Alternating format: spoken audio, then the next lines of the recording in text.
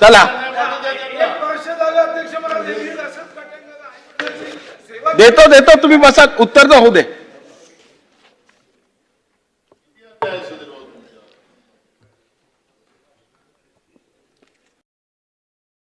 तुमच्यावर अन्याय होऊन राहिला तिकडे तसाच आहे. माननीय अध्यक्ष महोदय, अंतिम आठवडा प्रस्तावावर या ठिकाणी अतिशय जोरदार चर्चा झाली. काल रात्री 3:38 या सभागृहामध्ये चर्चा झाली. या चर्चेची सुरुवात सन्माननीय श्री रोहित पवारजी यांनी केली. त्यामध्ये सन्माननीय श्री सुरेश धसजी, सुनील प्रभूजी, कालिदास कोळंबकरजी, नरेंद्र भोंडेकरजी, जितेंद्र आव्हाडजी, गोपीचंद पडळकरजी, हेमंत ओगलेजी, आशुतोष काळेजी, कैलास पाटीलजी, मुरजी काका पटेल, डॉक्टर ज्योतिताई गायकवाड, हिरामण खोसकरजी, बाबासाहेब देशमुखजी, प्रतापदादा अडसड, विलास भुमरेजी, सचिन पाटीलजी, सिद्धार्थ खरातजी, प्रवीण दटकेजी, आनंद तिडकेजी, डॉक्टर किरण लहामटेजी, नारायण पाटीलजी, बाबाजी काळे, विक्रम पाचपुतेजी, अभिजित पाटीलजी, प्रवीण स्वामीजी, राजू तोडसामजी, अशा आणि त्याच्यानंतर अजून आहे यादी श्री अनंत नरजी, संजय उपाध्यायजी, महेश सावंतजी, नानाभाऊ पटोलेजी, जयंतराव पाटीलजी, अशा एकूण 32 सदस्यांनी या ठिकाणी या चर्चेमध्ये सहभाग घेतला. प्रामुख्यानं कायदा आणि सुव्यवस्था, शेतकऱ्यांचे प्रश्न यावर ही चर्चा उपस्थित करण्यात आली होती आणि वेगवेगळ्या प्रकारचे मुद्दे मांडण्यात आले. काही मोलाच्या सूचना देखील या ठिकाणी करण्यात आल्या. खरं म्हणजे अध्यक्ष महोदय, परवा मी विधानसभेमध्ये भाषण केल्यानंतर अनेक लोकांना माझ्या भाषणाची मिरची लागली. पण अध्यक्ष महोदय, मी अतिशय स्पष्टपणे सांगितलं, मिसिंग लिंकवर जो काही त्या ठिकाणचा पूल आहे, केबल स्टेट ब्रिज आहे, त्या ठिकाणी जगातले सगळ्यात मोठे टनेल्स आहेत, याला एकही क्रॅक गेलेली नसताना, त्याचं काही नुकसान झालेलं नसताना 7,000 रुपये पाण्यात गेले, 7,000 कोटी पाण्यात गेले, 7,000 कोटी पाण्यात गेले. हा माझा अपमान आहे? महाराष्ट्राचाच अपमान आहे. खोट्या बातम्या पेरणं, अफवा पसरवणं हा महाराष्ट्राचा अपमान आहे. पण मी बोलता बोलता त्या ठिकाणी हिंदीमध्ये बोललो, भाडे के टट्टू. काही लोकांना त्याचे दुःख झालं आणि ते म्हणाले मुख्यमंत्र्यांनी सुसंस्कृत बोलायला पाहिजे होतं. म्हणून नानाभाऊ जाऊन मी अभ्यास केला आणि आता मी भाडे के टट्टू हे माझं वाक्य परत घेतो आणि त्याला सुसंस्कृतपणे भाटक गदर्भ म्हणतो. भाडे के टट्टू नाही, भाटक गदर्भ. आणि जर कोणाला समजलं नसेल तर मग सुपारीबाज. पण मी तर काही सुपारीबाजांबद्दल बोललो. मी टोपी फेकली होती.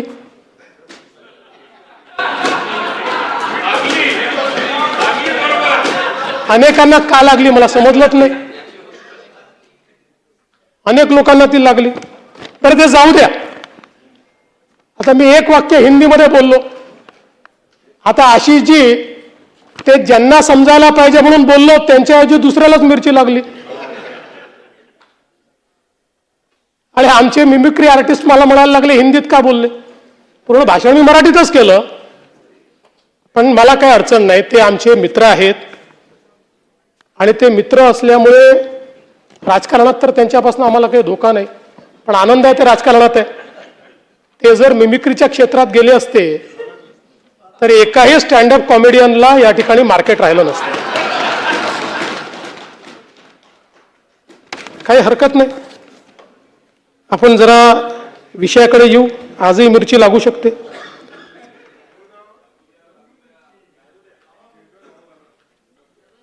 अध्यक्ष महोदय, खरं म्हणजे दरवेळेसच अंतिम आठवडा प्रस्ताव आपला कायदा आणि सुव्यवस्थेवर येतो. अनेक घटना सांगितल्या जातात, काही खऱ्याही असतात, काही थोड्या अतिरंजित देखील असतात. पहिल्यांदा सांगतो की ज्या विविक्षित घटना या ठिकाणी मांडलेल्या आहेत त्या प्रत्येक घटनेवर मी काही बोलणार नाही, पण त्याची नोंद घेतलेली आहे. त्या संदर्भातल्या नोट्सही माझ्याकडे आहेत. आवश्यक असेल तर त्या आमदारांना मी पाठवून देईल. त्या प्रत्येक घटनेच्या संदर्भात काय कारवाई झाली आहे हे आपण त्या ठिकाणी सांगणार आहोत. पण त्याचवेळी मला एक गोष्ट आपल्या निदर्शनास आणून द्यायची आहे की मी नेहमी असं मानणाऱ्यांपैकी आहे की कायदा आणि सुव्यवस्थेला उत्तर हे स्टॅटिस्टिक्सने देणं हे काही योग्य नाही आहे. हे पूर्वी पण म्हणायचो, मी विरोधी पक्षात असताना म्हणायचो, इतके वर्ष गृहमंत्री तरी म्हणतो. पण दुर्दैवाने या सभागृहामध्ये चुकीचं स्टॅटिस्टिक्स मांडलं जातं आणि मग महाराष्ट्रच कसा क्रमांक 1 वर आहे असं ज्यावेळेस सांगितलं होतं त्यावेळेस महाराष्ट्राची बाजू तर मला मांडावीच लागेल आणि म्हणून मला मग आकडेवारी या ठिकाणी द्यावी लागते. आणि म्हणून मला असं वाटतं की पहिल्यांदा तर आपण सगळ्यांनी लक्षात घेतलं पाहिजे की क्राईम रेट हा कसा मोजायचा असतो. प्रति 1 लाख लोकसंख्या मोजायचा असतो. तो जर ॲब्सोल्यूट क्राईम रेट मोजला जयंतराव तर नेहमीच उत्तर प्रदेश पहिल्या क्रमांकावर असेल आणि नेहमीच गोवा शेवटच्या क्रमांकावर असेल, कारण गोव्याची लोकसंख्याच 15 लाख आहे. आता 15 लाखात क्राईम होतील तर किती होतील. आणि म्हणून प्रति 1 लाख लोकसंख्येमध्ये आपण जर विचार केला तर देशातल्या राज्यांमध्ये आपण 7व्या क्रमांकावर आहोत, पहिल्या क्रमांकावर नाही आहोत. हे 7वं आहे हे काही खूप चांगलं असं मी म्हणणार नाही, पण विनाकारण आपल्याच राज्याला गुन्हेगारीत पहिला अशा पद्धतीनं सांगणं योग्य नाही. म्हणून या ठिकाणी सांगतो की आपण 7व्या क्रमांकावर आहोत. आणि आपण जर बघितलं क्राईम अगेन्स्ट विमेन, महिलांच्या विरुद्ध जे अपराध आहेत त्यामध्ये महाराष्ट्र 9व्या क्रमांकावर आहे. तिथेही पहिल्या क्रमांकावर आपण नाही. क्राईम अगेन्स्ट चिल्ड्रन म्हणजे लहान बालकांच्या विरुद्धचे गुन्हे यातही महाराष्ट्र 7व्या क्रमांकावर आहे, इथेही पहिल्या क्रमांकावर नाही. त्यामुळे मला असं वाटतं आपण जर बघितलं तर याच्यामध्ये जे काही रेपचे गुन्हे आहेत त्याच्यामध्ये महाराष्ट्र 17व्या क्रमांकावर आहे, 17. आणि मायनरच्या संदर्भात 15व्या क्रमांकावर महाराष्ट्र आहे. म्हणून मला असं वाटतं की या ठिकाणी जणू काही महाराष्ट्रामध्ये असं एकही घटना झाली तर त्याचं समर्थन नाही करता येत. पण हे पण लक्षात घेतलं पाहिजे की इतर राज्यांच्या तुलनेमध्ये महाराष्ट्र आजही अधिक सुरक्षित आहे. महाराष्ट्र आजही कायदा पाळणारा अशा प्रकारचा आपला महाराष्ट्र आहे. आणि आपण जर आता क्राईमचं स्टॅटिस्टिक्स दिलं म्हणून सांगतो की मे 25 ते मे 26 अशी जर आपण तुलना केली तर त्याच्यामध्ये विनयभंग 374 ने कमी, दुखापत 187 ने कमी, जबरी चोरी 271 ने कमी, घरफोडी 295 ने कमी, चोरी 384 ने कमी आणि गुन्हे उघडकीस येण्याचं जे प्रमाण आहे तेही 2025च्या तुलनेत 3.12% वाढलंय, 82% ते पोहोचलेलं आहे. राज्यामध्ये प्रतिबंधात्मक कारवायांमध्ये देखील या संपूर्ण कालावधीत आपण मोठ्या प्रमाणात वाढ केली आहे. तडीपारी 534 ने वाढ, MPDA 14 ने वाढ, मकोका 33 ने वाढ आणि मोठ्या प्रमाणात अग्निशस्त्र जप्त करणे 427 अशा पद्धतीनं आपण हे काम केलंय. आणि आपण जर या ठिकाणी अपराध सिद्धीचा दर बघितला, हा सगळ्यात महत्वाचा आहे.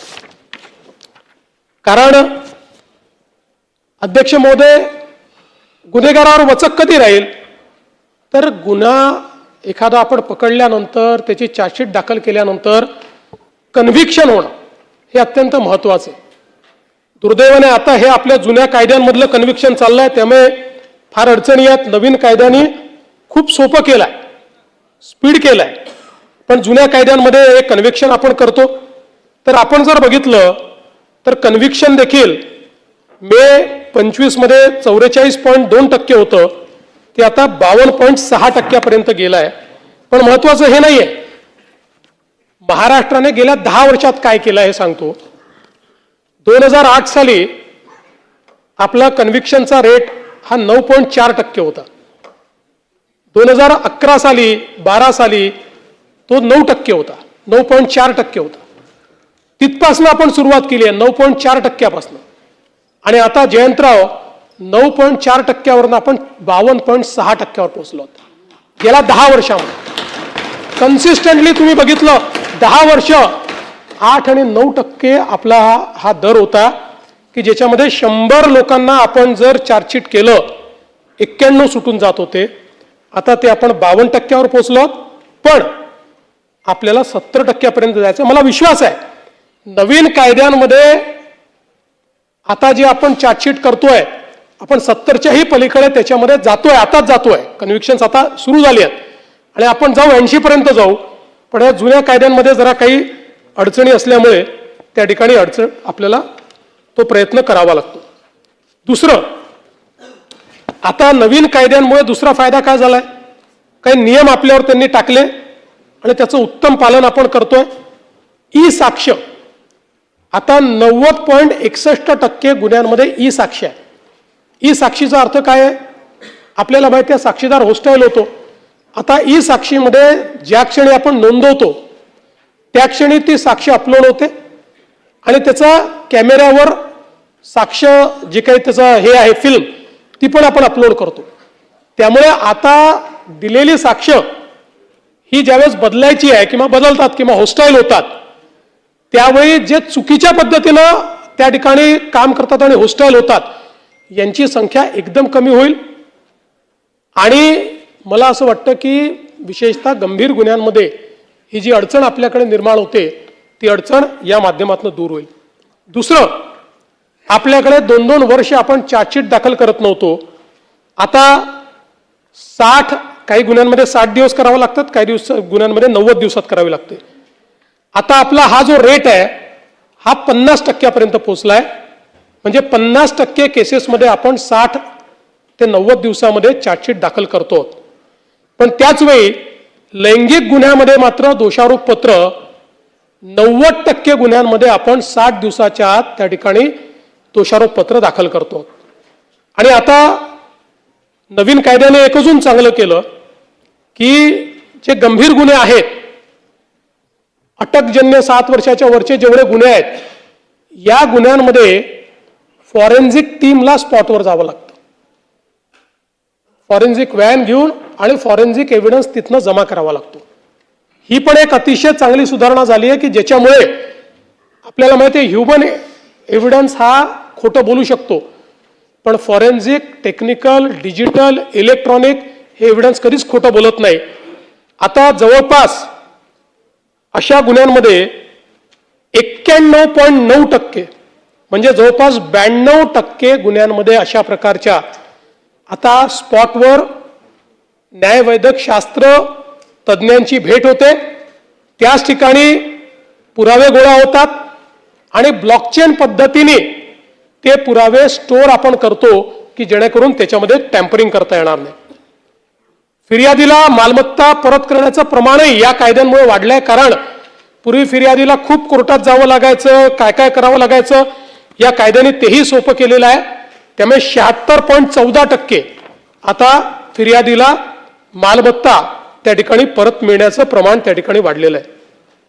आता आपण जर महिलांविरोधातले गुन्हे जर बघितले तर आपल्याला माहिती आहे की 2013 पासून सातत्याने या गुन्ह्यांमध्ये वाढ होते.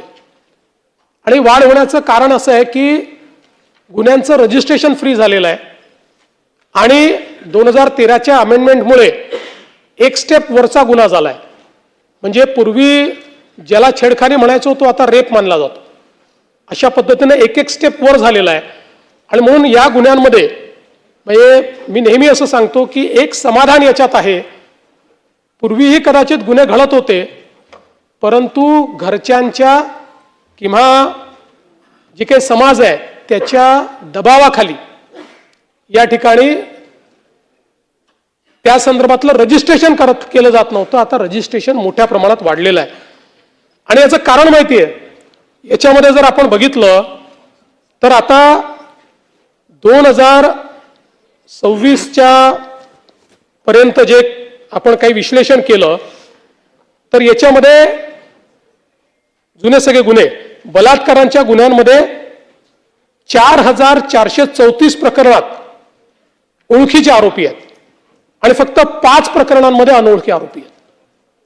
या ओळखीच्या आरोपींमध्येही नातेवाईकांचं प्रमाण हे सर्वाधिक आहे. म्हणून पूर्वीच्या काळामध्ये समाजाचं प्रेशर असायचं, घरच्यांचं प्रेशर असायचं की गुन्हा दाखल करू नका.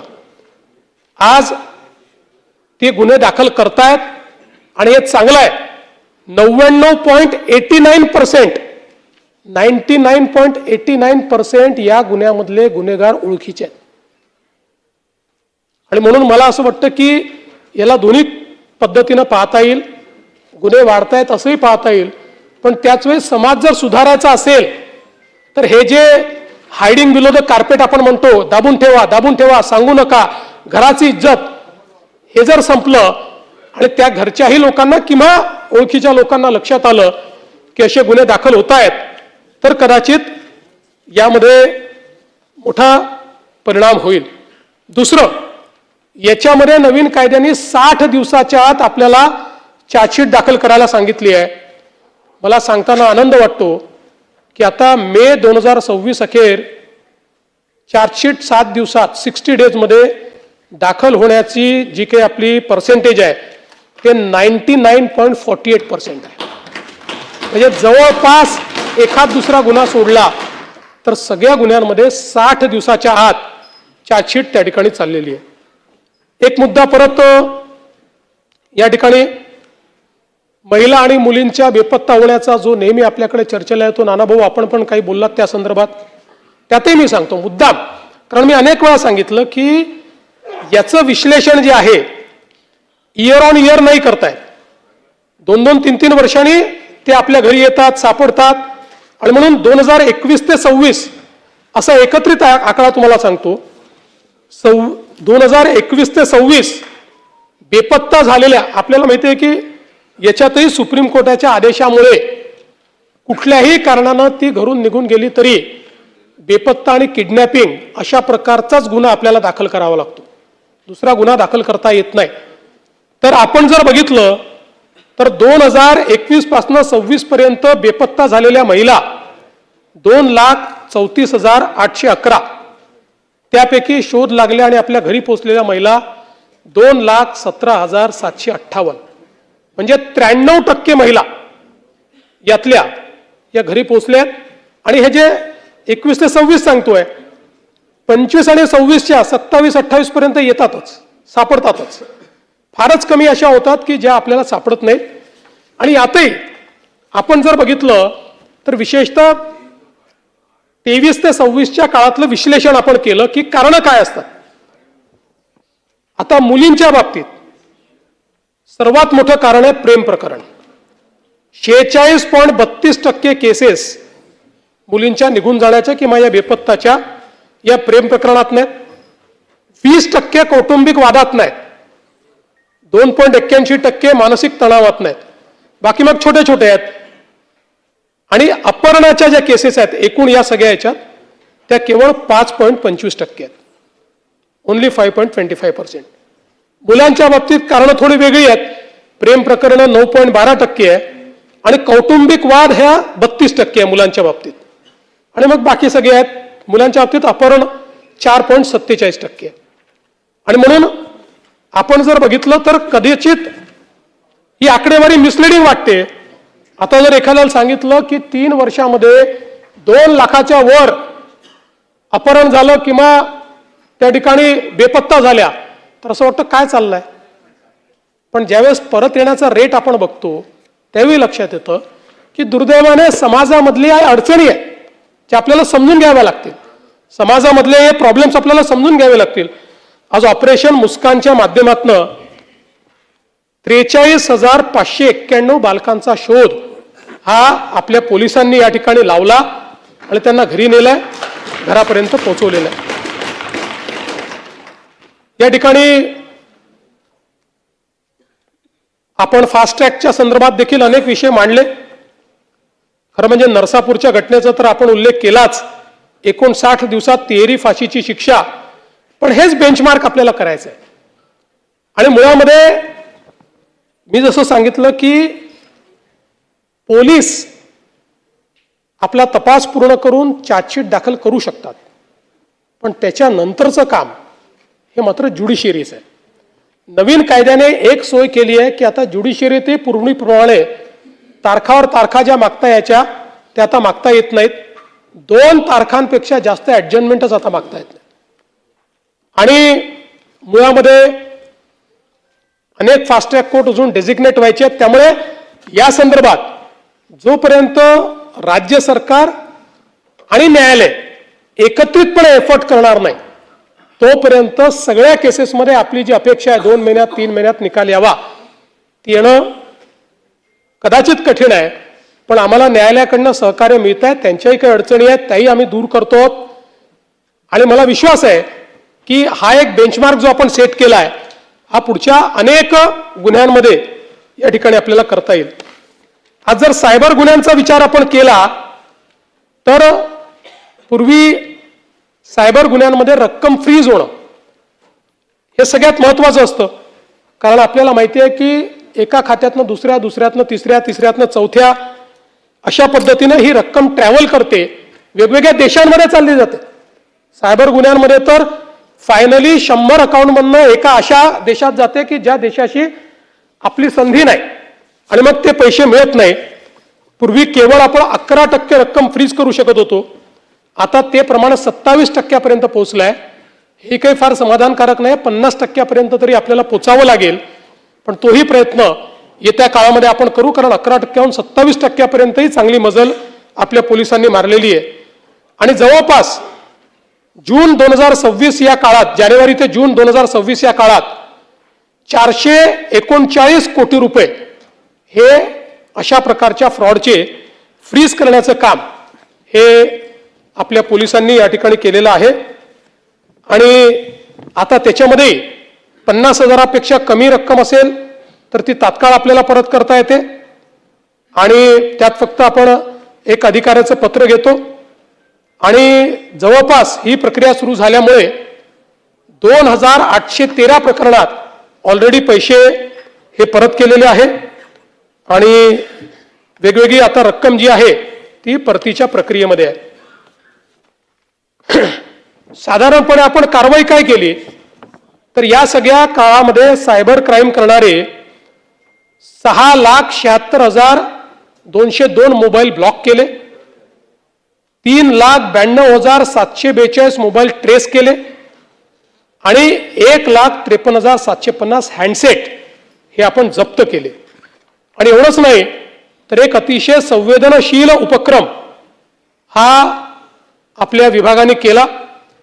आपल्याला कल्पना आहे की अनेक वेळा लोक फेसबुकवर किंवा वेगवेगळ्या समाज माध्यमांवर आम्ही आत्महत्या करतोय, आम्ही निराश आहोत, अशा प्रकारच्या पोस्ट आल्या की त्याची मेटासोबत आपण करार करून त्याचा अल्गोरिदम तयार केलाय. आणि अशा पोस्ट आल्याबरोबर त्या आपल्याकडे येतात आणि त्यांचं काउन्सिलिंग आपण करतो.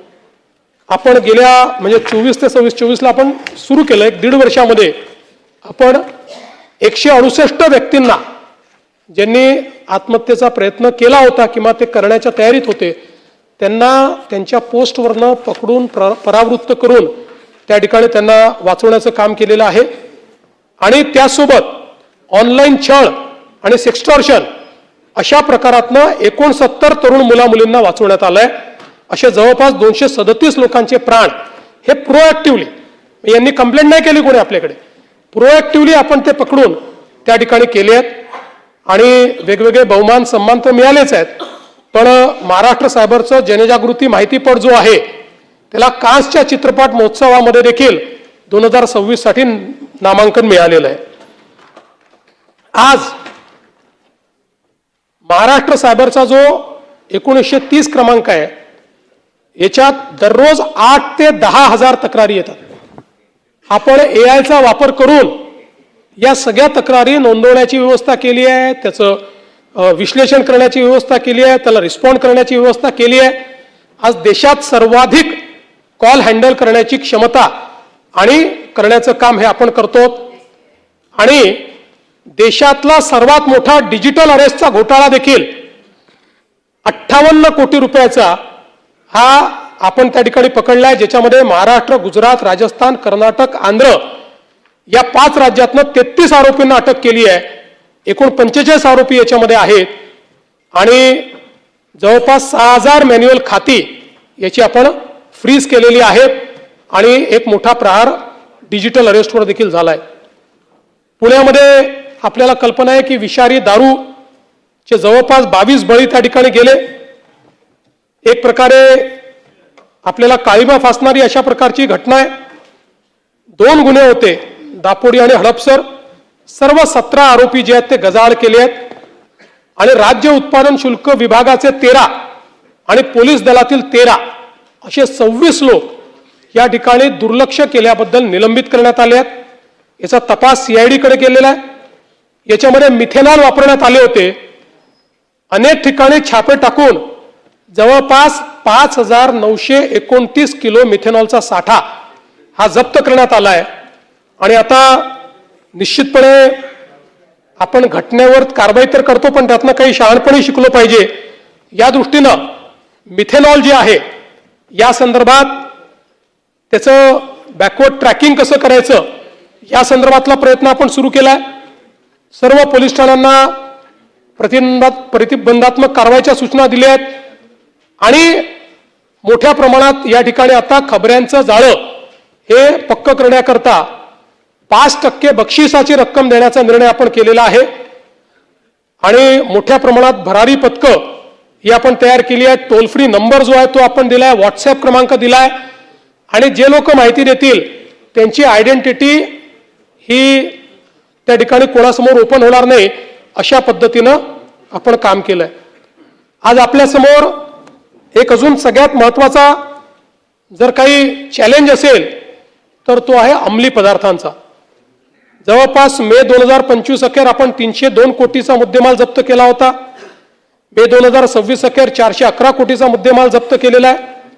सगळ्यात महत्वाचं की याची जी आंतरराष्ट्रीय सिंडिकेट आहे त्याचा जो सगळ्यात प्रमुख आहे सलीम डोला, आंतरराष्ट्रीय तस्कर, जो MDचं सिंडिकेट चालवायचा, मुंबई पोलिसांनी NCBच्या मदतीने त्याला परदेशातनं अटक केली आहे. त्याच्यावर 13 गुन्हे आहेत. सलीम डोला, मोहम्मद सलीम, मोहम्मद सुहेल शेख, ताहेर सलीम डोला, मुस्तफा मोहम्मद कुब्बावाला हे सगळे परदेशातनं ऑपरेट करणारे आता त्या ठिकाणी पकडून आणले आहेत आणि यांच्याकडनंही खूप चांगल्या प्रकारची माहिती मिळाल्यामुळे मोठ्या प्रमाणात फॉरवर्ड आणि बॅकवर्ड लिंकेजेसची माहिती मिळाली आहे. त्याच्यावर कारवाई करून बरेच अशा प्रकारचे युनिट्स हे देखील आपल्याला उद्ध्वस्त करता आली आहेत. यांना दुबईवरनं पकडून आणलंय. यांनी सांगली, कर्जत, अकोला, भोपाळ, म्हैसूर आणि हैदराबाद या ठिकाणी MDचे कारखाने उघडले होते आणि जवळपास 256 कोटी रुपयाचा माल हा यांच्याकडनं या ठिकाणी जप्त झालेला आहे आणि एक महत्वाचं रॅकेट हे आपल्या मुंबई पोलिसांनी उद्ध्वस्त केलंय. मोठ्या प्रमाणात जनजागरणाचं कामं देखील आपण करतो. 4 लाखपेक्षा अधिक विद्यार्थ्यांपर्यंत पोहोचतो. ड्रग फ्री मुंबई अशा प्रकारचा आता एक जाणीव जागृती करता मोठा कार्यक्रम आपण हातामध्ये घेतलेला आहे की ज्या माध्यमातनं मुलांमध्ये ड्रग्सच्या संदर्भात अवेअरनेस तयार करण्याचा प्रयत्न आपण करतो आणि विशेषतः एक 360 डिग्री अप्रोच या संदर्भातला आता केंद्र सरकारने देखील घेतलेला आहे सगळ्या राज्यांच्या सोबत, ज्याच्यामध्ये आता केवळ एक गृह विभाग नाही, राज्याच्या 20 विभागांना या ड्रग फ्री अभियानाच्या अंतर्गत वेगवेगळी जबाबदारी ही वाटून दिलेली आहे. कारण आपल्याला माहिती आहे MD तयार कसं होतं, ते तयार होण्याकरता जे काही केमिकल्स आहेत ते सगळे केमिकल्स फूड अँड ड्रग डिपार्टमेंटच्या अंतर्गत असतात किंवा मेडिकल एज्युकेशनच्या अंतर्गत असतात. त्यामुळे सगळ्या विभागांचं कोऑर्डिनेशन करून आणि या सगळ्या विभागांना त्या ठिकाणी कामं वाटून दिलेली आहेत आणि डी ॲडिक्शन पासनं तर जाणीव जागृतीपर्यंत अशा प्रत्येक विभागाला काम दिलेलं आहे. मोठ्या प्रमाणात केंद्र सरकार आणि सगळी राज्य सरकार आता या संदर्भातलं जे काही काम आहे ते करणार आहे. जवळपास मी आपल्याला सांगितलं होतं की पोलीस जर दोषी आढळले तर त्यांना आपण बडतर्फ करू, आपण निलंबित करू, पण निलंबित करून थांबणार नाही तर बडतर्फ करू. जवळपास या ठिकाणी 24 पोलीस निलंबित केले आणि आता 18 पोलीस त्यातले बडतर्फ केलेले आहेत. हे जे NDPSचे खटले आहेत हे देखील अतिशय स्लो चालतात, त्याचाही ते फायदा घेतात आणि म्हणून आता त्याही करता विशेष न्यायालय स्थापण्याचा निर्णय घेण्यात आलाय आणि हायकोर्टाकडे ती आपली परमिशन गेलेली आहे. त्याला लवकरच परमिशन मिळेल, ज्यामध्ये मुंबईमध्ये 4 आणि ठाण्यामध्ये 1 विशेष NDPS न्यायालय आता याला मान्यता मिळाली आहे. हे लवकर सुरू होईल, अंतिम टप्प्यात आहे. नागपूर इथे एक न्यायालय स्थापन करण्याच्या संदर्भात आता हायकोर्टाकडे पेंडिंग आहे, त्याची परमिशन मिळाल्यावर तेही करू आणि त्यानंतर प्रयत्न आपला असा आहे की प्रत्येक विभागामध्ये पहिल्या टप्प्यामध्ये अशा प्रकारचे NDPSचे विशेष न्यायालय हे आपल्याला त्या ठिकाणी तयार करायचे आहेत. पोलीस विभागाच्या आधुनिकीकरणाकरता 733 कोटी रुपयाचा प्रस्ताव आपला केंद्र सरकारने मान्य केलेला आहे, ज्यात 60% पैसे केंद्राचे, 40% आपण देणार आहोत. 6 महिन्यात आपण याची कारवाई करणार आहोत. त्यानंतर अजून निधी देण्याचं त्यांनी मान्य केलंय.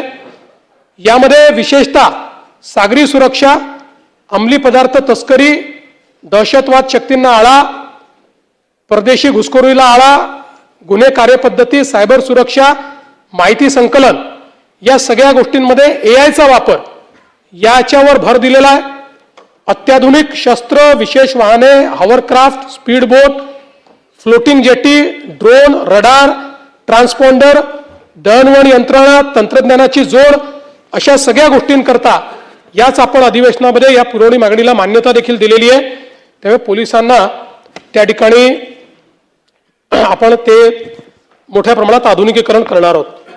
पोलिसांच्या घरांकरता DG लोन हे आपण पुन्हा सुरू केलं आणि 12 मे रोजी 1768 कोटी रुपयांना मान्यता दिली. जवळपास 5115 पोलिसांना 1759 कोटी रुपये वितरित केलेले आहेत आणि यासोबत मोठ्या प्रमाणात आपल्या पोलीस गृहनिर्माणच्या माध्यमातून जवळपास 9762 निवासस्थानं जी आहेत यांचे कामं चाललेली आहेत आणि जवळपास 447 निवासस्थानांच्या निविदा या प्रसिद्ध झाल्यात आणि 14,000 निवासस्थानं ही त्या ठिकाणी विविध टप्प्यावर आहेत. आमचे कालिदासजी कोळंबकर सातत्याने आहेत ते त्यांना माहिती आहे मी भाषण करणार आहे, त्यामुळे ते जाणार नाही. पोलिसांच्या मालकीच्या घरांचा प्रश्न मांडत असतात. आपण BDD चाळीमध्ये पोलिसांना मालकीची घरं दिल्यापासनं मोठ्या प्रमाणात इतरही पोलिसांना वाटतं की तितके वर्ष आमचे झाले आहेत, आम्हालाही दिलं पाहिजे. त्या संदर्भात काही कोर्टाच्या केसेस देखील आहेत, पण किमान टप्प्याटप्प्याने पोलिसांना काही प्रमाणात तरी आपल्याला मालकी हक्काची घरं कशी देता येतील. जसं आपण DG लोन दिलंय, ते लोन मालकी हक्काचं घर घेण्याकरताच दिलंय. या संदर्भात कालिदासजी आम्ही पुढच्या 7 दिवसामध्ये एक उच्चस्तरीय समिती नेमतो आहोत. या समितीला आम्ही 3 महिन्याचा कालावधी देणार आहोत आणि 3 महिन्यामध्ये या समितीच्या माध्यमातून आपल्याला काय पोलिसांना मालकीची घरं देण्याकरता वेगवेगळ्या काय योजना करता येतील या संदर्भातला प्रयत्न आपण निश्चितपणे करू. पोलीस कुटुंब आरोग्य योजना याच्यामध्ये जवळपास 112 कोटीचा आपण लाभ दिलाय आणि 2023 नंतर 61 नवीन अशा प्रकारची पोलीस ठाण्यांची निर्मिती केली आहे. एक अजून महत्त्वाचा निर्णय आपण घेतलाय. मुंबईमध्ये आपल्याला माहिती आहे की सगळ्यात मोठं पोलीस दल मुंबईत आहे आणि मुंबईच्या पोलीस दलांकरता घरांचा प्रश्न तर आहेच, पण अस्तित्वात असलेली घरं आपण अलॉट केली आहे त्यातली ही 90% घरं जी आहेत ती छोटी आहे. म्हणजे त्यांना जी देय घरं आहेत त्या देय घरांच्या एवढी ती घरं नाही आहेत. काहीतर आपल्याला माहिती आहे फार जुनी घरं आहेत आणि म्हणून आपण आता एक प्रकल्प हातामध्ये घेतलेला आहे की ज्याच्यामध्ये पोलीस दलातील अधिकारी अंमलदार यांच्यासाठी जी काही शासकीय घरं आहेत ती निर्माण करण्याच्या संदर्भात आम्ही मुंबईमध्ये पोलिसांची सगळी भूखंड शोधून काढली. अनेक चांगली मोक्याची भूखंड होती, ती सगळी शोधून काढली आणि त्याच्यामध्ये जवळपास 74 महत्वाची मोक्याची भूखंड आपल्याला सापडलेली आहेत. या ठिकाणी जवळपास 40,000 शासकीय पोलिसांची निवासस्थानं तयार करण्याचा निर्णय हा मुंबईमध्ये आपण घेतलेला आहे. आणि त्यासोबत मुंबईतले पोलीस ठाणे जे आहेत त्यांची अवस्था आपल्याला कल्पना आहे की कशा पद्धतीची आहे. यामध्ये जवळपास 93 सुसज्ज एकसारखे म्हणजे चांगल्या पद्धतीनं सगळ्या सोयी असतील असे नवीन पोलीस स्टेशन देखील मुंबईमध्ये बांधण्याचं या प्रकल्पाच्या अंतर्गत आपण या ठिकाणी प्रस्तावित केलं आहे.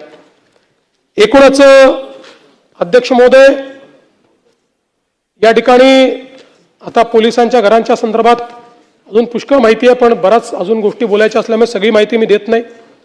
एक नार्कोटिक्सच्या संदर्भात अजून मला महत्वाची गोष्ट या ठिकाणी सांगायची आहे की ह्याच्यामधलं सगळ्यात महत्वाचं केमिकल आहे ब्रोमोफोर मिथाइल प्रोपिओफेनॉल. ब्रोमोफोर मिथाइल प्रोपिओफेनॉल. आता हे केमिकल जे आहे MD बनवण्याकरता सगळ्यात महत्वाचं हे केमिकल आहे. पण हेच केमिकल आपल्या narcotic drugs and psychopathic substances psychotropic substances act जी आहे त्या ऍक्टच्या अंतर्गत याचा समावेश नव्हता. त्याचाच फायदा MD बनवणारे लोक घेत होते आणि म्हणून आता आपण हा निर्णय करून हे जे ब्रोमोफोर मिथाइल प्रोपिओफेनॉल आहे याला नुकतंच narcotics drugs and psychotropic substances regulation and amendment order 2026 अंतर्गत कंट्रोल सबस्टन्स म्हणून शेड्यूल ए मध्ये टाकलेला आहे.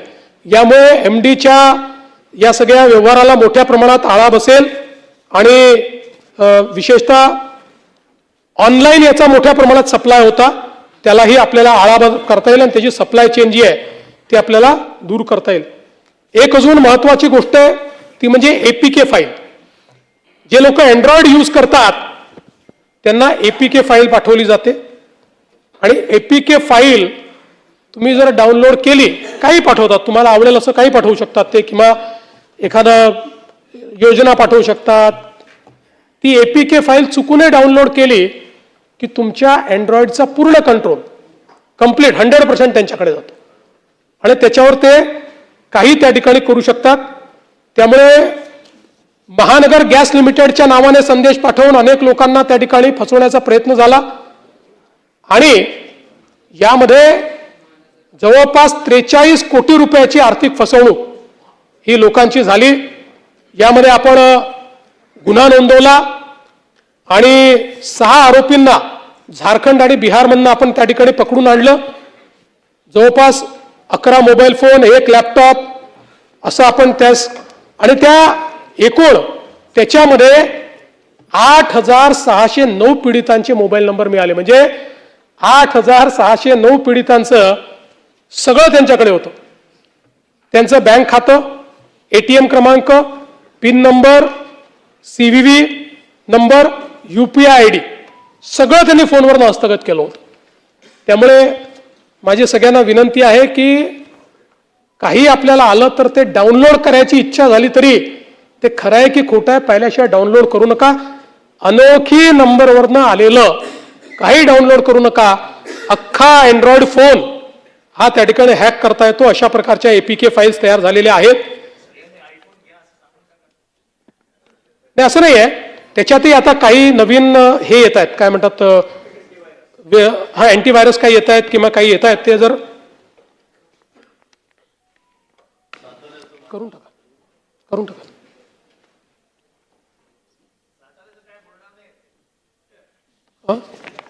साताऱ्यात सगळं आलबेल आहे. तुमच्या मनाप्रमाणे काही घडणार नाहीये. तुमच्या मनाप्रमाणे काही घडणार नाहीये. आम्ही भाऊ भाऊ एकत्रित आहोत.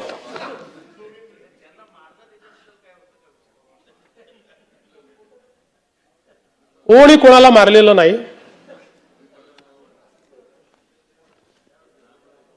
अध्यक्ष महोदय, एक अत्यंत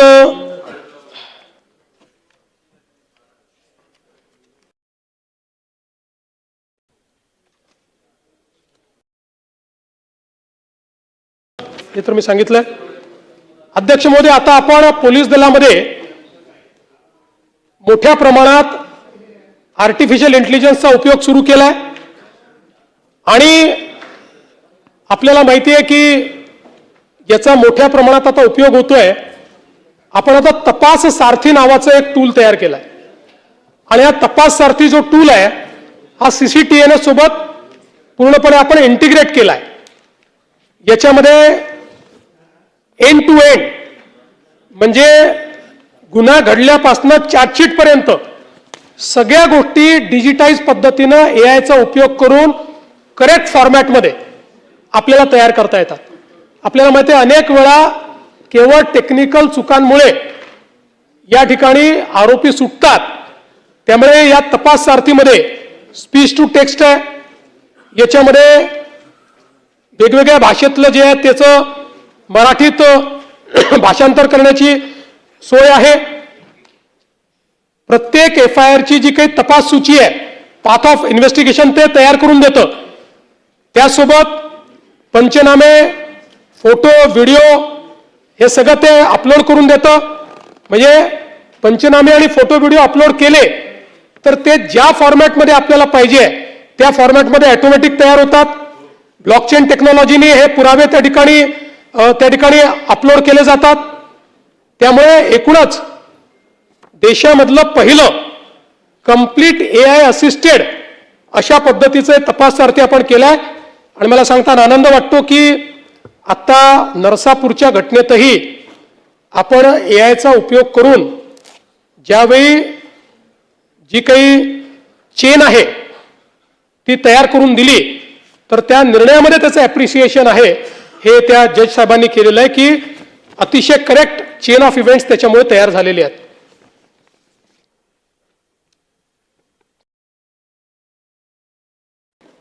महत्वाच्या मुद्द्यावर या ठिकाणी या अंतिम आठवडा प्रस्तावामध्ये चर्चा झाली. ती म्हणजे राज्याचे दिवंगत उपमुख्यमंत्री माननीय अजितदादा पवार यांच्या संदर्भात जी काही घटना घडली आणि ते त्या ठिकाणी आपल्यातनं निघून गेले त्याच्या तपासाच्या संदर्भात. पहिल्यांदा तर या ठिकाणी मी स्पष्ट करू इच्छितो की दोन प्रकारे तपास चाललेला आहे. एक प्रकार CID आपलं करते, दुसरं आपल्याला माहिती आहे की AIB करते. एक मुद्दा या ठिकाणी आला की आपण CBIला लिहिलं होतं, मग CBIने इन्क्वायरी का घेतली नाही. CBIने हे स्पष्टपणे सांगितलेलं आहे की AIBचा जो रिपोर्ट आहे हा रिपोर्ट यातला महत्त्वाचा आहे. तो आल्यानंतरच हा तपास आम्ही घेऊ शकतो, त्याच्या आधी आम्ही काही घेणार नाही. त्यामुळे त्याची आपण वाट पाहतोय. याच्यामध्ये आत्तापर्यंत CIDने जो तपास केला आहे त्या तपासामध्ये काही गोष्टी समोर आलेल्या आहेत की ज्याच्यामध्ये वेगवेगळ्या गोष्टींसोबत एक शंका पायलट सुमित कपूर यांच्याबद्दलही होती. त्यांचं बँक खातं, इन्शुरन्स पॉलिसी, शेअर मार्केटमधली गुंतवणूक हे सगळं काही तपासलेलं आहे, पण त्यात कुठलंही काही संशयास्पद आढळलेलं नाही. बाकी सगळे जेवढे फुटेज आहेत ते मिळवलेले आहेत, त्याचं विश्लेषण केलेलं आहे. जे काही अवेलेबल साक्षी पुरावे आहेत ते तयार केलेले आहेत. पण अर्थातच या ठिकाणी AIIBचा रिपोर्ट हा महत्त्वाचा आहे. त्याही संदर्भातली माहिती मी घेतली आणि त्या माहितीमध्ये हे सांगण्यात आलेलं आहे की जेवढे काही त्या ठिकाणी इक्विपमेंट्स होते जे डाउनलोड करायचे होते ते 100% डाउनलोड झालेले आहेत. आता त्याच्यामध्ये कुठलीही अडचण नाही. जे रिकन्स्ट्रक्ट करून डाउनलोड करायचं होतं ते पण झालेलं आहे. त्यामुळे ब्लॅक बॉक्स असेल किंवा दुसरा जो काय बॉक्स आहे ते सगळं झालेलं आहे. आणि एक प्रिलिमिनरी रिपोर्ट आपल्या समोर त्यांनी आणलेला आहे. मी आज केंद्र सरकारशी देखील चर्चा केली आणि केंद्र सरकारला आणि मंत्रालयाला आणि माननीय मंत्री महोदयांना मी विचारलं की साधारण हा सगळा रिपोर्ट किती दिवसात अपेक्षित आहे. त्यांनी मला हे सांगितलं की साधारणपणे जानेवारीपूर्वी हा रिपोर्ट येईल, अंतिम रिपोर्ट जो आहे. आणि हाच रिपोर्ट सगळ्यात महत्त्वाचा आहे. हा रिपोर्ट आल्यानंतरच, आणि जसं काल रोहित पवार म्हणाले 3-3, 4-4 वर्ष लागतात, हे खरं आहे. पण या केसमध्ये स्पेशली आपल्या केंद्र सरकारने विनंती केली आहे, कारण परदेशातले सगळे तज्ज्ञ याच्यात घेतलेले आहेत, अमेरिकेतली एजन्सी आपण याच्यामध्ये घेतलेली आहे, आणि म्हणून त्यांना विनंती केली आहे आणि त्या सगळ्यांनी ते मान्य केलं आहे. आणि म्हणून आपण म्हणजे दुर्दैवाने असं म्हणू नये, पण दादांची जी काही पुण्यतिथी येईल त्याच्या अगोदर हा रिपोर्ट यावा अशा प्रकारचा प्रयत्न, आणि तो रिपोर्ट येईल. आणि हा रिपोर्ट आल्यानंतर मग सीबीआय असेल किंवा सीआयडी पण असेल, आता सीआयडी पण त्याच्यावरच अडकलेलं आहे, कारण वर काय घडलं हे या रिपोर्टशिवाय समजूच शकत नाही. ते धागेदोरे याच्यातच मिळणार आहेत. आणि म्हणून मला असं वाटतं की कोणी हा विचार करण्याची आवश्यकता नाही. आमचं सातत्याने याच्यावर लक्ष आहे, केंद्र सरकारचंही लक्ष आहे. केंद्र सरकार योग्य पद्धतीने त्या गोष्टी करते. एक त्यांनी मुद्दा मांडला की आम्ही कर्नाटकात FIR केला, तो तुम्ही CIDला पाठवून दिला. पुन्हा एकदा समजावून सांगतो की ते तर जाऊ द्या, म्हणजे ते इंटरस्टेट FIRचं तर मी मागच्या वेळेसच सांगितलं. FIR नंतरची प्रोसेस काय आहे? FIR नंतरची प्रोसेस आहे चार्जशीट करणे. त्याकरता चार्ज तयार करावा लागतो. FIR मध्ये तुम्हाला कोण दोषी आहे हे FIR नंतर फायनल करावं लागतं, की बाबा देवेंद्र फडणवीस आहे, जयंत पाटील आहे, रोहित पवार आहे, कोणीतरी जो कोणी असेल त्याला दोषी, आणि त्याच्यावर चार्ज फ्रेम करावा लागतो. तर त्या FIRला अर्थ आहे. तो चार्ज फ्रेम करण्याकरता पहिल्यांदा तुम्हाला इनिशियली कोण दोषी आहे हे ठरवावं लागेल. ते जोपर्यंत AIIBचा रिपोर्ट येत नाही तोपर्यंत तुम्ही ठरवू शकत नाही. आणि म्हणून हा जो काही या ठिकाणी म्हणजे तुम्हाला वाटतं तुम्ही पायलटवर करा म्हटलं, तो रोहित काय नाव तुझं, तो कंपनीचा मालक त्याच्यावर करा म्हटलं, तुम्हाला त्याच्याकरता ही प्रिलिमिनरी इन्क्वायरी लागेल ना. आणि प्रिलिमिनरी जो काही आता जो पहिला रिपोर्ट आला त्याच्या आधारावर करता येतं का? नाही करता येत. त्यामुळे फायनल रिपोर्ट तुम्हाला यावा लागेल. भावना महत्वाचीच आहे, पण शेवटी कायदा भावनेने चालत नाही. उद्याला कोर्टात गेला, कोर्टातनं 1 मिनिटात कोर्ट सांगेल की असं कसं तुम्ही केलं, आणि मग चपराक बसेल आपल्याला. म्हणून मी पुन्हा सांगतो, या प्रकरणाचं सत्य बाहेर आल्याशिवाय आम्ही चूप बसणार नाही. काही झालं तरी ते सत्य बाहेर आणू. त्याकरता त्याचा जो काही योग्य पाठपुरावा आहे तो पाठपुरावा देखील करू. खरात प्रकरणाचा देखील उल्लेख या ठिकाणी झाला. त्याच्यामध्ये एकूण 14 प्रकरणं होती, त्यातले 9 प्रकरणांमध्ये खरात आरोपी आहेत. 3 प्रकरणामध्ये अजून तपास सुरू आहे. त्या सगळ्या प्रकरणांमध्ये आता चार्जशीट देखील आपण दाखल केली आहे. 2 प्रकरणं अशी होती की जी खरातनी टाकली होती, खोटी प्रकरणं होती, ती बी फायनल झालेली आहेत. की जे तक्रारदार आहेत त्या तक्रारदारांना त्या ठिकाणी फसवण्याकरता टाकली होती, तर ती पण आता बी फायनल केलेली आहेत. अध्यक्ष महोदय, यासोबत कृषीच्या संदर्भातले काही मुद्दे या ठिकाणी मांडण्यात आले. काय दिलं रे बाबा? विशेषतः कर्जमाफीच्या संदर्भात बरीच चर्चा या ठिकाणी झाली. पहिल्यांदा तर अध्यक्ष महोदय, आपल्याला याची कल्पना आहे की कर्जमाफी हा एक परिस्थितीची आवश्यकता म्हणून आपण करतो. कुठल्याही कर्जमाफीने शेतकरी कधी श्रीमंत झाला नाही, तो होऊ शकत नाही. पण त्यावेळी शेतकऱ्याला क्रेडिटवर्दी बनवायचं, जेणेकरून त्याला सावकाराकडे जावं लागणार नाही, हे एक महत्त्वाचं उद्दिष्ट आपल्या कर्जमाफीचं असतं. आणि मी पुन्हा एकदा सांगतो की आम्ही विधानसभेच्या निवडणुकीच्या वेळी हा शब्द दिला होता, आम्ही कर्जमाफी करू. खरं म्हणजे आम्ही 2029 पर्यंत थांबू शकलो असतो, कारण सगळ्या निवडणुका जिंकल्या आहेत. आम्ही कुठल्या निवडणुका बाकी नाही आहेत, पण आम्ही तसं केलं नाही. आम्ही ठरवलं की शेतकरी अडचणीत असेल तर त्याला कर्जमाफी दिली पाहिजे, आणि कर्जमाफीचा निर्णय आपल्या सरकारने केला.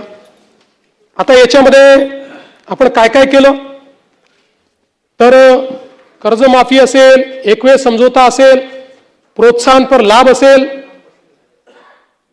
खरं म्हणजे एक गोष्ट मला अजून लक्षात आणून दिली पाहिजे की या कर्जमाफीच्या व्यतिरिक्त दरवर्षी हे सरकार आहे महायुतीचं 25,000 कोटी रुपये वीज माफीची देतं शेतकऱ्यांना. 25,000 कोटी रुपये दरवर्षी. हे पैसे भरावे लागतात, हे माफ नाही होत, हे भरावे लागतात दरवर्षी. पहिल्या वर्षी 20,000 कोटी, 22,000 कोटी, 25,000 कोटी हे पैसे आपण भरतो. आणि एकूण जर आपण कृषी विभागाचा आजचा आउटले बघितला, सगळं मिळून वेगवेगळ्या योजना आणि देणारा सबसिडी, तर तो 95,000 कोटी रुपयाचा आहे. 95,000 कोटी रुपये. आणि हा कर्जमाफीचा निर्णय आपण घेतला. आपण राष्ट्रीयकृत बँका, व्यापारी बँका, खाजगी बँका, जिल्हा मध्यवर्ती सहकारी बँक सगळ्यांची बैठक घेतली आणि या ठिकाणी त्याच्या आधारावर सगळा डेटा घेतला आणि त्यानंतर मिळालेल्या माहितीच्या आधारावर पुण्यश्लोक अहिल्यादेवी होळकर शेतकरी कर्जमुक्ती योजना आपण तयार केली. आता असं देखील म्हणण्यात आलं की 12-13 हजार कोटीचाच लाभ मिळेल आणि 36 लाख शेतकऱ्यांवर अन्याय होईल. हे विधान पूर्णपणे चुकीचं आहे, हे योग्य नाही आहे. खरं तर 56 लाख शेतकऱ्यांना 36,585 कोटीचा लाभ देणारी ऐतिहासिक अशा प्रकारची योजना आहे. आता मी आपल्या लक्षात आणून देतो, आपल्या काळामध्ये महात्मा ज्योतिराव फुले शेतकरी कर्जमुक्ती योजना तयार झाली होती. यामध्ये केवळ अल्पमुदत पीक कर्ज आणि पुनर्गठित कर्जासाठी 2 लाख रुपयापर्यंत ही योजना तयार केली होती. मात्र पुण्यश्लोक अहिल्यादेवी होळकर मध्ये आपण 2 लाखापेक्षा जास्तही ज्यांची थकबाकी आहे त्यांनाही 2 लाखापर्यंत देतोय. आपल्या योजनेत 2 लाखावर 1 रुपया जरी वर असेल तरी त्याला कर्जमाफी मिळालेली नाही. इथे 2 लाखाच्या वर असेल तरी त्याला आपण ती कर्जमाफी देणार आहोत. आणि आपण जर बघितलं तर महात्मा ज्योतिराव फुले शेतकरी कर्जमाफी योजना जी आहे याच्यामध्ये 32 लाख शेतकऱ्यांना त्या ठिकाणी लाभ मिळाला होता. त्यापैकी बहुतांश शेतकऱ्यांनी पुन्हा कर्ज भरलेलं आहे, काही शेतकऱ्यांनी भरलेलं नाही. आणि म्हणून आपण ज्यावेळेस कर्जमाफीच्या संदर्भात निर्णय करायला घेतला त्यावेळी आपण एक प्रवीण परदेशींची कमिटी तयार केली होती. आणि या कमिटीला आपण काही लॉंग टर्म, काही शॉर्ट टर्म अशा पद्धतीनं काही सूचना द्यायला सांगितल्या होत्या. त्यामध्ये सूचना देत असताना काही लॉंग टर्मच्या दिल्या, काही शॉर्ट टर्मच्या दिल्या. पण एक गोष्ट प्रकर्षाने त्यांनी मांडली. खरं म्हणजे बोलताना रोहितजींच्या ते लक्षात आलं नाही. ते असं म्हणाले की नैतिकतेवर शेतकऱ्यांच्या प्रश्न विनोद. नैतिकतेवर नाही, त्यांनी त्या ठिकाणी जे मांडलं आहे, महाराष्ट्र एकमेव राज्य आहे की ज्या राज्यामध्ये 17 मध्ये कर्जमाफी, 20 मध्ये कर्जमाफी, 26 मध्ये कर्जमाफी, असं कुठेच झालं नाही. त्यांनी चिंता ही मांडलेली आहे की बँकिंग सिस्टीमचं काय होईल. बँकेमध्ये कर्ज परत करण्याची जर म्हणजे असं एक शेतकरी प्रामाणिकच आहे, पण जर माहिती आहे की दरवर्षी सरकार करणारच आहे तर मग वाट पाहतो माणूस, कशाला भरायचं बाबा कर्ज, खरंच करतायत का हे. आणि म्हणून त्यांनी इन्स्टन्सेस मांडले आहेत की कशा पद्धतीनं बँकांची परिस्थिती खराब होते. आणि म्हणून त्यांनी हे सांगितलं की काहीतरी डिस्टन्स ठेवा.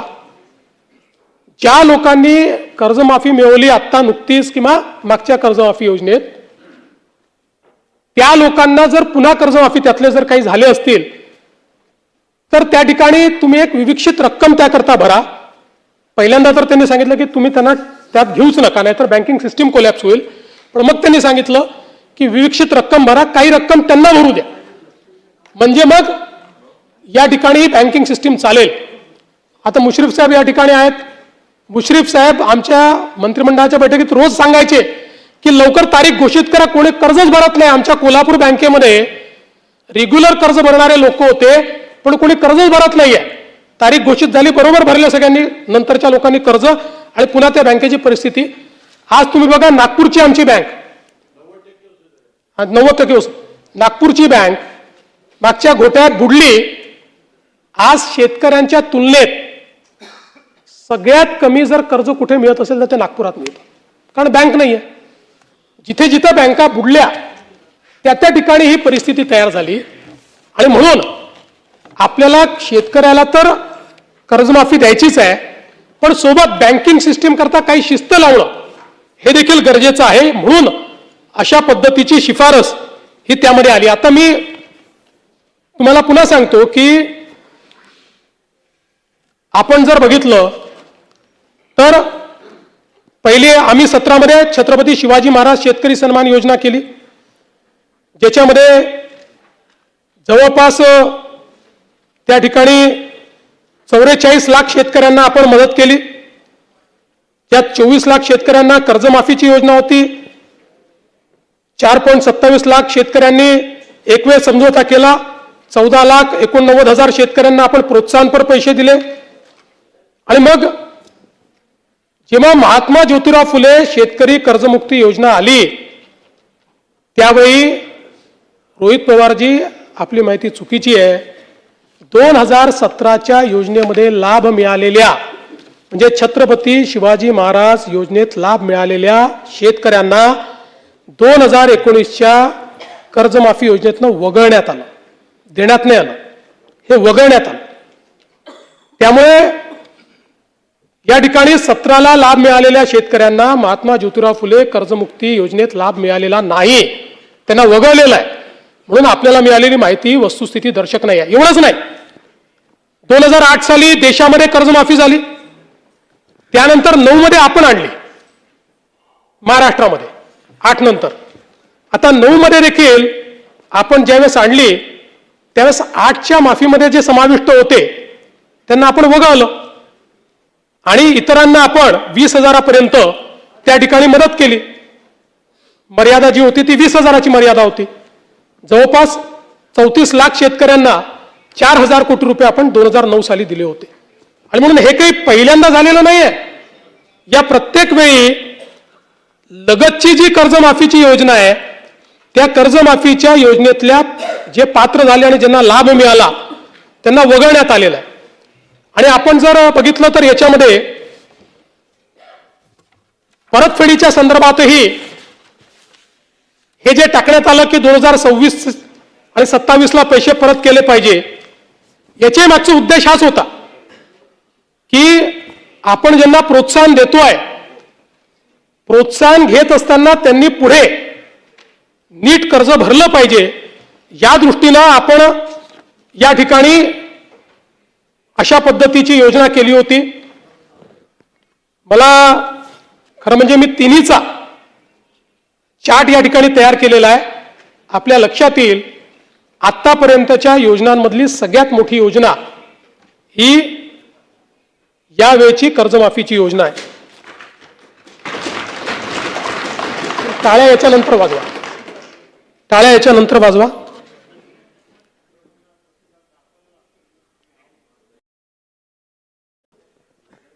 सातत्याने या संदर्भात अटी शर्ती आहे तशी मागणी होत होती. आज जवळपास आमच्या रणधीर सावरकरांच्या नेतृत्वात महायुतीचे सर्व आमदार मला भेटले आणि त्यांनी सगळ्यांनी मागणी केली की ही 50,000ची अट तुम्ही काढून टाका. त्यावेळी त्यांनाही मी आकडेवारी दाखवली.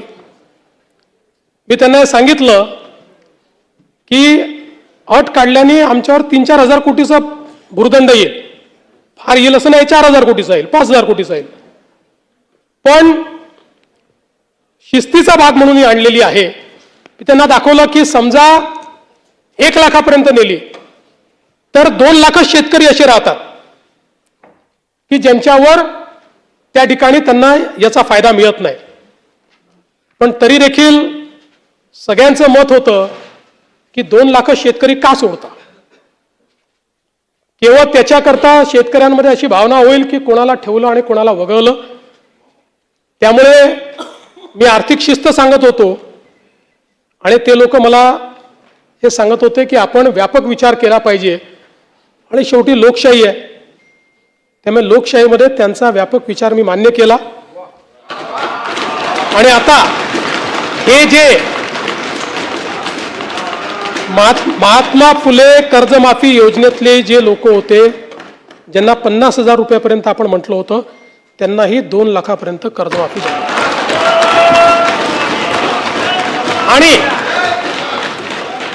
त्यासोबत 26-27चा जो नियम आहे तोही वगळण्यात येईल.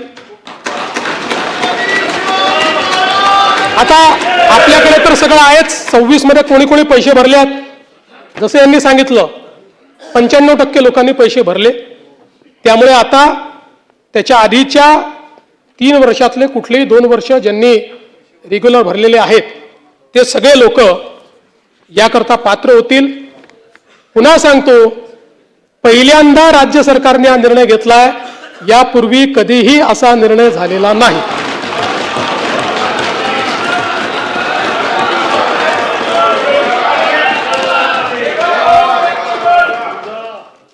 कापसाच्या खरेदीच्या संदर्भात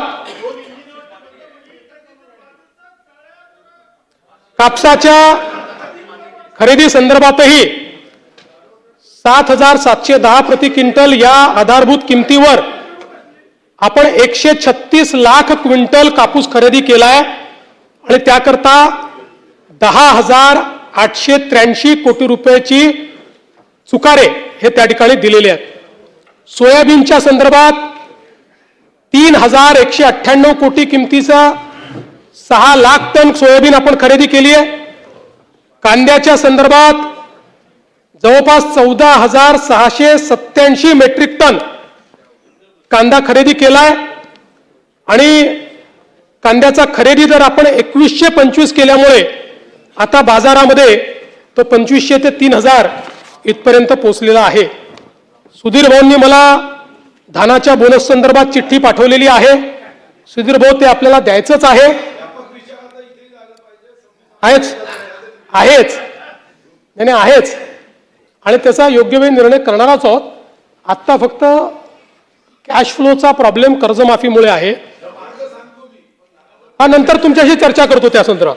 फक्त एवढंच सांगतो की त्या संदर्भात आपण सकारात्मक आहोत, ते आपण नाकारलेलं नाहीये.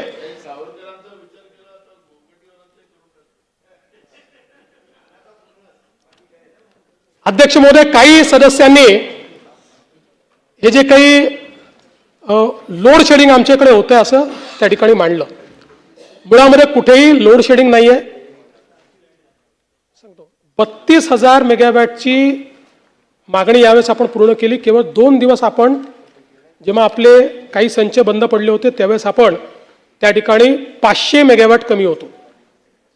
पण हे खरं आहे की ग्रामीण भागामध्ये काही ठिकाणी लोकांना वीज मिळत नाही. याचं कारण असं होत आहे की आपण फिडर सेपरेशन केलेलं आहे आणि जे लोक अजूनही कृषी फिडरवर आहेत, पूर्वी त्यांना प्रॉब्लेम नव्हता. पूर्वी कृषी फिडरवर रात्रीच वीज मिळायची, दिवसा अर्धे दिवस, अर्धे रात्री पूर्ण दिवस. आता आपण 76% कृषी फिडरला दिवसा वीज देतोय, 76%.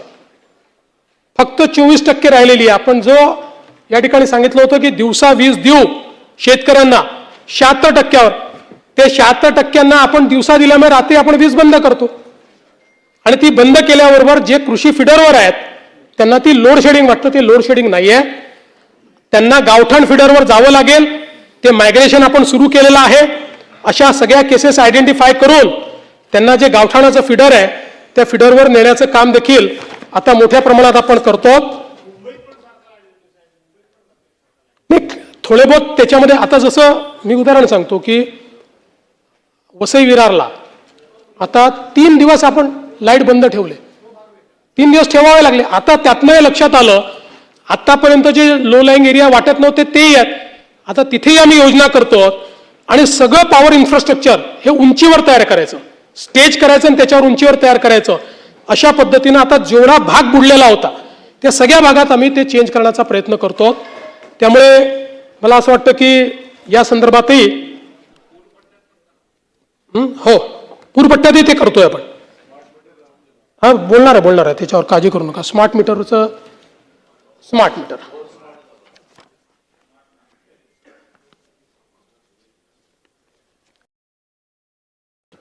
राज्यामध्ये आता तर देशातच सगळीकडे स्मार्ट मीटर लावणं कंपल्सरी झालंय. आपल्या राज्याने 1,23,00,000 स्मार्ट मीटर्स लावले आहेत. म्हणजे आपण मोर दॅन 50% आता पोहोचलेलो. 1,23,00,000. यामध्ये तक्रारी किती ग्राहकांकडनं आल्या? 3,92,000 ग्राहकांकडनं तक्रारी आल्या. जिथे तक्रार आली तिथे आपण दुसरं मीटर घेऊन जातो आणि त्यांच्यासमोर तपासणी करतो. ही तपासणी केल्यानंतर केवळ 210 तक्रारींमध्ये तथ्य आढळलं. म्हणजे 0.0017%. आणि एवढंच नाही तर आपण काही प्रमाणात स्मार्ट मीटर वापरणाऱ्यांना दिवसाला विजेची सवलत देखील दिली आहे. पण आता यावेळेस एक गोष्ट मात्र निश्चितपणे झाली. काही लोक म्हणतात की आमचं बिल जास्त आलं. हे का आलं याचा एक अभ्यास केला. हे वर्ष एक वेगळं वर्ष आहे. 3 महिने हीट वेव्ह आहे या वर्षामध्ये. आणि त्यामुळे आपण बघा की उन्हाळ्यामध्ये आपलं जे कन्झम्पशन 28,000 मेगावॅट असतं ते सातत्याने 3 महिने 32,000 मेगावॅट आहे. म्हणजे 4,000 मेगावॅट अधिकची वीज आपण वापरतो. त्याचा परिणाम काय होतो म्हणून एक आपण स्टडी केला बदलापूरला. हवामानातल्या बदलामुळे आता बदलापूरमध्ये जे काही सरासरी कमाल तापमान जे आहे हे साधारणपणे मे 25 मध्ये 38 डिग्री होतं. ते मे 26 मध्ये 43 डिग्री झालं. 5 डिग्रीनी वाढलं. आणि सातत्याने हीट वेव्ह मध्ये ते 5 डिग्रीनी पुढे होतं. आणि साधारणपणे पाऊस देखील जवळपास 1 महिना उशिरा पडला. पाऊस पडला की थोडं डिमांड कमी होते लोकांचं. आता याच्यामध्ये वीज वापर समजा 1 BHKचं कुटुंब आहे. साधारण 1.5 टनचा AC आहे, फ्रीज आहे आणि पंखा आहे. अशा घरामध्ये बिल येत होतं 270 युनिट्सचं. यावर्षी वापरले गेले 270च्या ऐवजी 415 युनिट. त्यामुळे मासिक बिल 2,500वरनं 5,000 झालं. का झालं?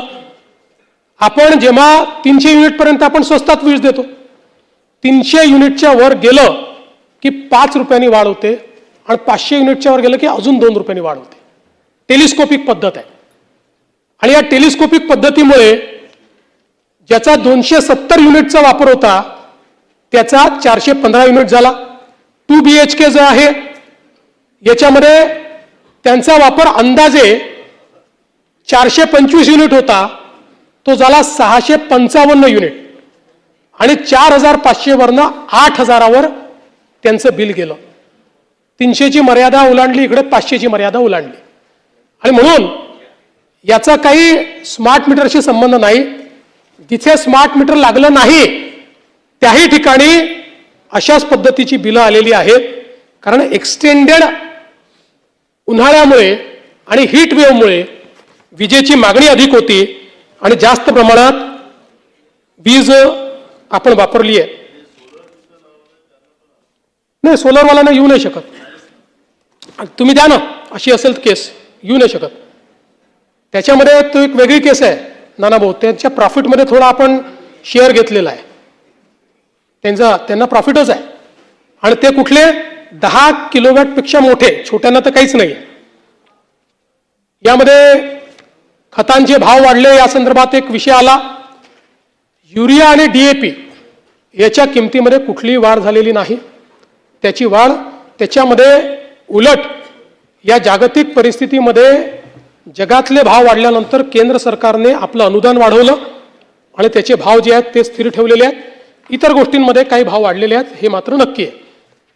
त्यानंतर एक बीड जिल्ह्याचा 800 कोटीचा विमा प्रलंबित आहे, हे चुकीची माहिती आहे.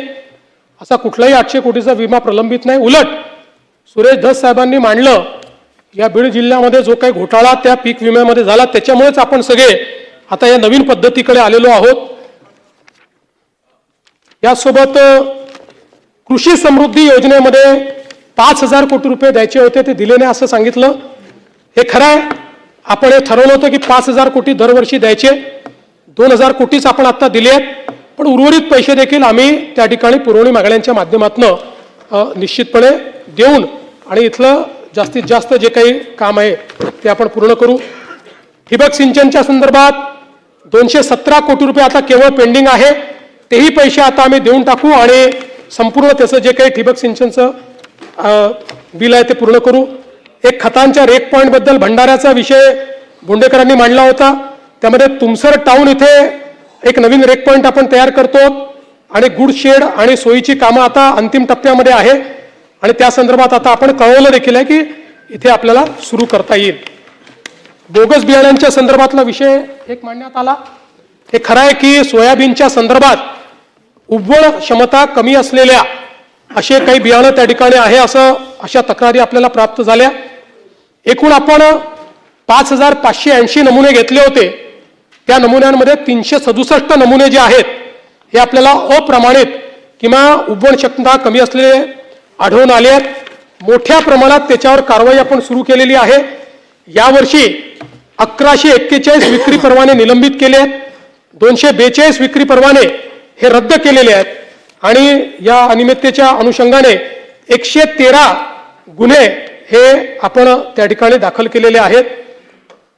यासोबत एक शेतकरी ॲग्रो कंपनीचा बोगस मिश्र बिया खतांची विक्रीच्या संदर्भातला विषय, त्यांच्यावरही कारवाई आपण त्या ठिकाणी केली आहे.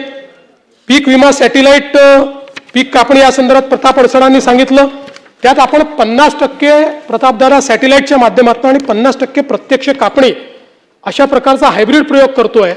पण पुढच्या काळात आपण जसं सांगितलं नवीन DCS पद्धती आणून याला फुली डिजिटल कसं करता येईल त्या संदर्भातला आपला प्रयत्न आहे. नैसर्गिक शेतीच्या संदर्भात आपण अनुदान जे आहे ते ठेवलेलं आहे आणि ते योग्य ठिकाणी देण्याचा प्रयत्न आपला असणार आहे. बूस्टर सीड वगैरे या संदर्भात काही तक्रारी आपण केल्या आहेत, त्याही तक्रारींच्या संदर्भात आपण कारवाई केली आहे. एक जितेंद्र आव्हाडजी आणि जयंत पाटीलजींनी रतनशी प्रेमसी ट्रस्टच्या संदर्भातला मुद्दा मांडलाय. त्या संदर्भात आव्हाडसाहेब आता त्या फेन्सिन इन्फोटेक LLP व्यवहारामध्ये 5.25 कोटी रुपये मुद्रांक शुल्क आकारण्यात आलेले आहे. त्यामध्ये ती त्रुटी राहिलेली नाही. मात्र या संदर्भात आपण अनेक आरोप केलेले आहेत. फक्त आता यातला प्रश्न एवढाच आहे की सर्वोच्च न्यायालयाने याच्यात स्टेटस को देऊन ठेवलेला आहे. त्यामुळे त्या स्टेटस कोमुळे याही बाजूने नाही त्याही बाजूने कुठली कारवाई त्याच्यामध्ये करता येत नाहीये. तथापि आपण काही नवीन मुद्दे मांडले, त्या मुद्द्यांचीही दखल घेऊन त्यावर योग्य ती कारवाई ही आपण निश्चितपणे करू आणि आपण मांडलेल्या ज्या गोष्टी आहेत त्या लॉ अँड ज्युडिशरी विभागाला पाठवून त्यांच्या मार्फत तेच सांगतो की लॉ अँड ज्युडिशरी मार्फत ते चॅरिटी कमिशनरकडे पाठवण्यात येतील. नाही तसा लावता येत नाही ना, म्हणजे आपल्याला काय हा कायदा आपल्याला माहिती आहे, या कायद्यामध्ये आपल्याला डायरेक्ट ॲडमिनिस्ट्रेटर लावायचा अधिकार नाही आहे. आपल्याला फक्त या तक्रारी चॅरिटी कमिशनरला पाठवाव्या लागतात. चॅरिटी कमिशनर जे आहेत ते स्वतः जज असतात, ते सेशन्स जज असतात, त्यामुळे ते त्या संदर्भातली सुनावणी घेत असतात. एक प्रवीण दटके आणि नानाभाऊ तुम्ही देखील जे प्रदूषण आपल्या वैनगंगेत होतं तो मुद्दा मांडला. तर दटके साहेब आपल्याला दोघांनाही सांगतो की आता नाग नदी जलशुद्धीकरण प्रकल्प सुरू झालेला आहे. 2400 कोटी रुपये आपल्याला जायकाच्या माध्यमातून मिळालेले आहेत. या संदर्भात नवीन सांडपाणी प्रक्रिया केंद्र, 520 किलोमीटरच्या लाईन्स आणि 7 पंपिंग स्टेशन आपण उभारतो. नाही ते केलं तरच याचं पूर्ण आंतरराष्ट्रीय संस्थेने त्याचा अहवाल तयार केला आहे. तथापि आपलंही आपण म्हणणं त्याच्यामध्ये निश्चितपणे ऐकून घेऊ. तिरी आणि मिशीच्या संदर्भातला विषय तो निश्चितपणे लक्ष घालण्यात येईल. नळगंगा वैनगंगा नदीजोड प्रकल्प, आता हा प्रकल्प जो आहे CWC कडे गेलाय, त्याची मान्यता मिळेल. बाकी सगळ्या मान्यता झालेल्या आहेत आणि याच वर्षी या प्रकल्पाची सुरुवात करण्याचा राज्य सरकारचा प्रयत्न असेल, ज्यामध्ये पहिल्या टप्प्यामध्ये कॅनाल आणि 14 जे एक्झिस्टिंग स्ट्रक्चर्स आपले जे आहेत हे मोठे करायचे आहेत, त्याची हाईट वाढवायची आणि त्याचं स्टोरेज वाढवायचं आहे आणि दुसऱ्या टप्प्यात 24 नवीन स्टोरेजेस करायचे आहेत. अशा दोन्ही गोष्टी या ठिकाणी निश्चितपणे करण्याचं राज्य सरकारचा मानस आहे. या व्यतिरिक्तच्याही जेवढ्या नदीजोड प्रकल्प आहेत हे सगळे आता अंतिम टप्प्यामध्ये आहेत, DPR स्टेजमध्ये आहेत. यांचा DPR झाला की त्यालाही CWCची मान्यता जी आहे ती मान्यता आपण त्या ठिकाणी घेऊ. सुरेश धस साहेबांनी देखील काही मुद्दे मांडलेले आहेत, त्या सगळ्या मुद्द्यांवर येत नाही. मला असं वाटतं या सगळ्या मुद्द्यांचं योग्य ते जे काही उत्तर आहे ते मी या ठिकाणी देईल. माननीय जयंतरावांनी काही सांगलीतल्या 2-3 केसेस मांडलेल्या आहेत, तर त्या संदर्भात मी जयंतराव निश्चितपणे त्याची माहिती घेतलेली आहे. मला वाटतं आलेली आहे बहुतेक माझ्याकडे. एक कोलीचा विषय मांडला जो नगरसेवकाचा रमेश सुकरे म्हात्रे, तर त्या संदर्भात त्यांना अटक केलेली आहे आणि आत्ताच त्यांना कोर्टाने 3 दिवसाचा रिमांड दिलेला आहे आणि आता ते पोलीस कस्टडीमध्ये त्या ठिकाणी आहेत. दुसरं विलास वाघमारे दुहेरी हत्याकांड आणि दादासाहेब वाघमारे यांचं अपहरण या संदर्भात गुन्हा त्या ठिकाणी दाखल झालेला आहे. ही घटना मला असं वाटतं पहिली घटना जी आहे ती 2023ची आहे आणि जे जुने आरोपी आहेत 26चे आरोपी पकडले आहेत, पण जुन्या आरोपींचा 26च्या घटनेत तर तेच सांगतोय की आतापर्यंतच्या तपासात जुन्या आरोपींचा त्या साक्षीदाराच्या हत्येत अजूनपर्यंत काही सहभाग आला नाही. ही वेगळी केस आहे, पण तथापि याची जी काही चौकशी आहे ती चौकशी ही निश्चितपणे आपण करू. खरं म्हणजे अनेक विषय आपल्या समोर आलेले आहेत.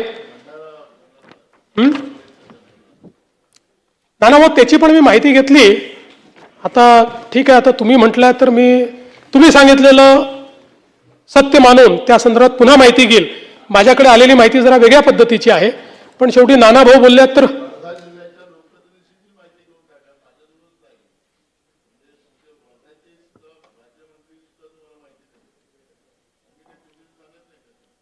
मी म्हणूनच तुम्ही सांगताय म्हणून पुन्हा माहिती घेईल. आता माझ्याकडे जी माहिती आली आहे ती माहिती आपल्या माहितीपेक्षा विसंगत माहिती आहे आणि म्हणून आपण सभागृहात उपस्थित केल्यामुळे पुन्हा त्या संदर्भातली माहिती ही निश्चितपणे मी घेईन.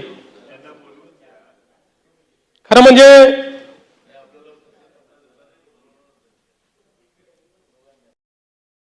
या ठिकाणी अनेक विषय आपण सगळ्यांनी मांडले. सगळ्या विषयांना इथे उत्तर देणं काही शक्य नाही आहे. ज्या विषयांना उत्तर देणं शक्य होतं ते विषय मी मांडलेले आहेत. कोणाला अजून काही माहिती पाहिजे असेल तर मला भेटून देखील ते माहिती या ठिकाणी घेऊ शकतात. आता आज अधिवेशन संपणार आहे. अधिवेशन संपल्यानंतर मी जगद्गुरू तुकाराम महाराज आणि संतश्रेष्ठ ज्ञानेश्वर माऊली यांच्या पालखीचं दर्शन घेण्याकरता जाणार आहे. त्यामुळे जाताना एवढंच सांगतो, शेतकरी, वारकरी, कष्टकरी हेच महाराष्ट्राचे खरे वैभव. शेतकरी, वारकरी, कष्टकरी हेच महाराष्ट्राचे खरे वैभव. त्यांचा श्रम, श्रद्धा, त्यागातूनच फुलतो विकासाचा गौरव. या मातीतल्या प्रत्येक हाताला आम्ही देऊ नवी ताकद, नवा आधार. त्यांच्याच आशीर्वादाने देऊ महाराष्ट्राला नवाचार आणि नवा आकार. धन्यवाद. जय हिंद.